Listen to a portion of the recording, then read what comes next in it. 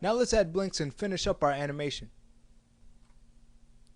So how do we figure out the timing of the blinks and even the spacing of the blinks? Well, first off, we normally blink when we change a thought or change direction.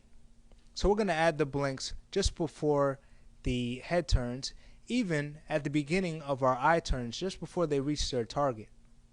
Okay, and as far as the spacing, we're going to give them a 2 to 4 frame spacing. So we're going to have 2 frames on the blink, and we'll open back up the eyes 4 frames afterwards.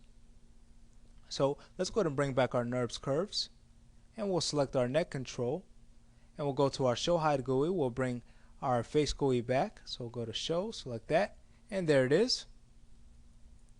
Okay, and we're actually going to change things up just a little bit. What we're going to do is have a blink right after the last head turn.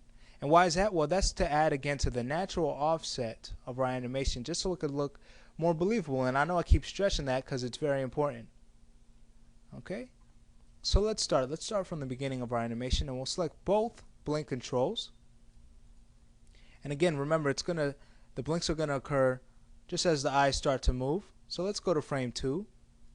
And on frame 2, we'll hit Shift W, and that keys all of our translates. So since we only have a translate Y on our blink controls, it'll key that for us. Then remember, we'll go 2 frames after and add our blink. So let's go ahead and hit W now on our keyboard to get to our translate manipulator, and we'll now translate down to blink the eyes. Okay, then we'll go 4 frames after that, so we'll go to frame 8 and we'll open the eyes back up. So if we go ahead and focus in on the eyes and scrub through our animation, notice we're getting some nice blinks. So let's work on the next blink.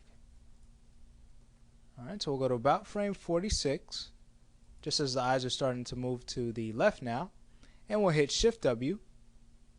Then we'll go 2 frames after for the blink, so frame 48 we'll close the eyes, and 4 frames after that, on frame 52, we'll open the eyes back up. Okay, so if we scrub through, we can see that we're getting some nice blinks. Alright, they're looking pretty natural. Let's now work on that last blink. And again, we are changing things up just a little bit. Okay, just to add a little bit more to our animation. So let's go ahead and go to frame 107 just after the head turns. We'll hit Shift W, go 2 frames after, blink the eyes, and 4 frames after that, open the eyes back up. Okay, now let's do a play blast to see our results. So we'll hide our NURBS curves, and we'll focus our character's head in and do a play blast. I'm just going to pause the video. Here's the play blast. Okay, notice we're getting some nice natural blinks going. But we could even go even further and make the blinks look even more natural. Let's go ahead and do that. We'll stop our F check, we'll close it out, and what we're going to do is actually adjust the tangency on our blinks just to adjust the spacing of them. Okay, so let me go ahead and adjust the right blink first so we can see the difference between our right blink to our left blink, which will not have its tangency adjusted just yet.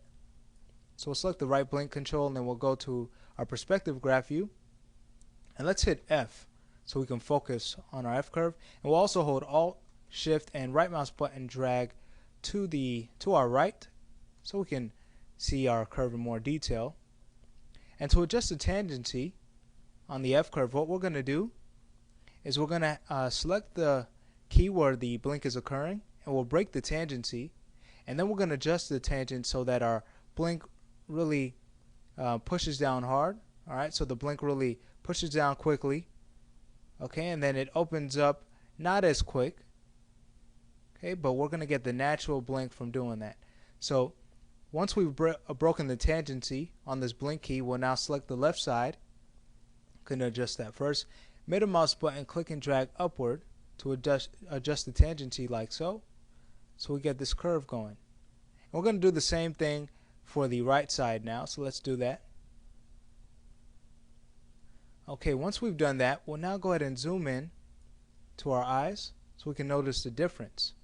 And when we scrub through, you can see the slight difference from our blinks.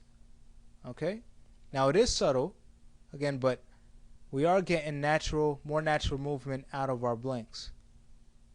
Okay, and that's what we want to aim for. So let's now apply that to our left blink. Okay, so we'll go ahead and we'll shift select that left blink control so we can have it in our graph editor. Okay, so we want to match up the F curves. So let's now go ahead and just select the translate Y in our graph editor outliner of the left blink. We'll select that key, break the tangency.